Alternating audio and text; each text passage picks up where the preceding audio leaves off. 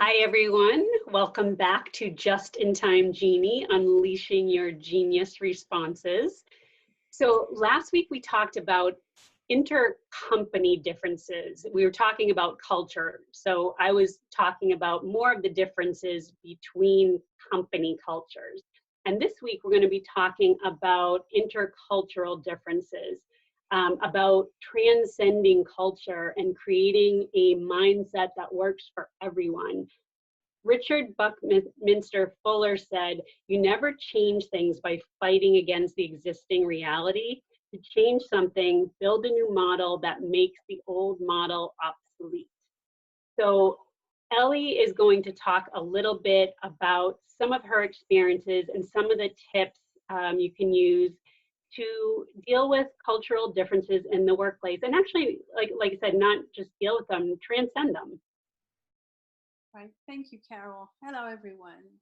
Thanks for joining us today and all your feedback in the past.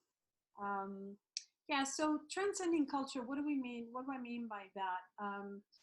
What we mean is not ignoring people's cultures, but rather taking the best, celebrating everyone's individuality, and at the same time, creating a mindset that takes into account human existence, human needs, human feelings, and human ways of communicating that support well-being and flow and achievement, instead of going into like, this is how you deal with intercultural, language differences. Or we could go into the details of how to deal with meetings and stuff, but ultimately the key thing is language makes a big difference. There are underlying symbols in companies and in their cultures that don't get explicitly talked about. The history, the experiences that people have, how hierarchical or not, whether culturally outside or within the company. And you cannot take all of that on at once. So Carol and I are suggesting that you actually just incorporate it a little bit at a time by creating what we would call I wouldn't even call it a third culture, because you might have several countries in an international company. And so it's not even a third culture, it's just a mindset that supports achievement in a cross-cultural and non-cross-cultural environment. And the one key tip I would give here, particularly from having worked in large international companies where the sort of global, regional, and local misunderstandings of what the key markets want is always huge. And there's resentment in terms of, oh yeah, the global team sends me this stuff, but they don't really get what we need here, so I can't use it, or I don't know how to apply it. It's unrealistic.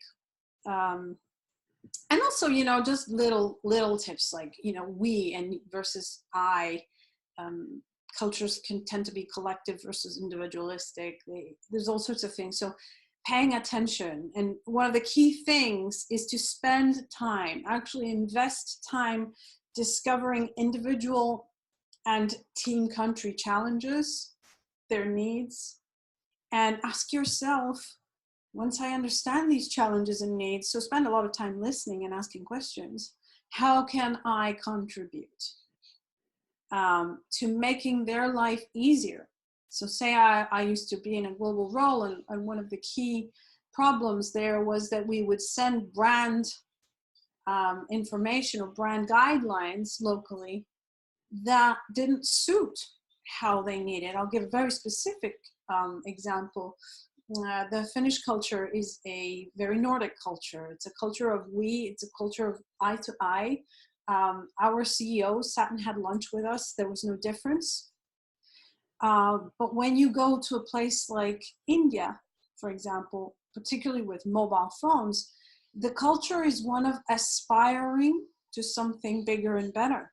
So, movie stars and glamour helps to sell. And it was not really on brand for us. So understanding that there's this cultural need to create a dream would have helped us to create brand guidelines that supported that.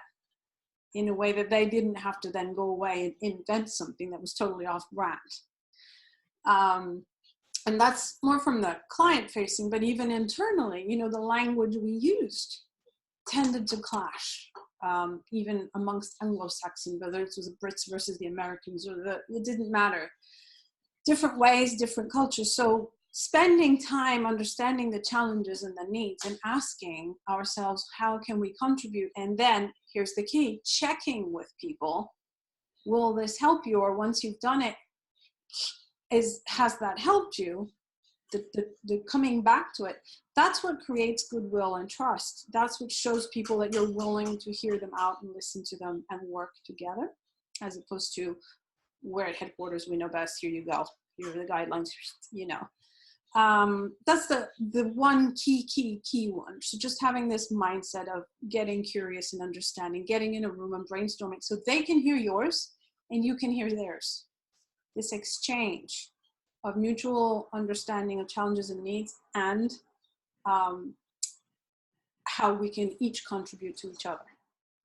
Absolutely. Carol, what would you like to add to that? Well, just to kind of piggyback on that, yeah, just embracing diversity. There's so much we can learn from each other, and being open and not making assumptions, because a lot of times if you're coming from a culture where, I don't know, maybe looking someone directly in the eye, that's kind of, that seems maybe a little rude or a little bit, what's the word? Aggressive. Yeah, and realizing that's not where everybody comes from, or shaking hands. Some people, you know, a firm handshake is what's expected in the United States. That might seem, you know, not as friendly. It might be a little bit too intimidating or dominating to another culture. So not assuming that because somebody has these nonverbal cues that are not familiar to you, learning to kind of embrace them and understand that we come from different places. And those are simple things that you can kind of read up on cultures.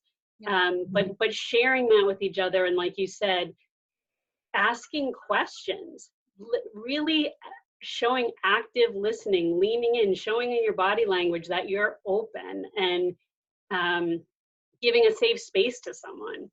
Yes.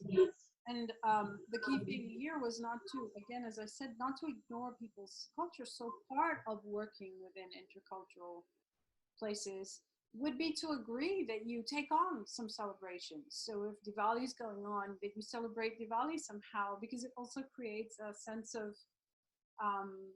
wholeness in the office. We're not just here to work, we're also here to be humans together. So whether it's Diwali, whether it's, I don't know, Jewish Easter, or just to have the courtesy to say something, celebrate it, wish somebody well, and find the commonalities. Just find Exactly. and embrace the differences without making them a part of the job. Yes. Just making them part of the human experience. Absolutely. And with that,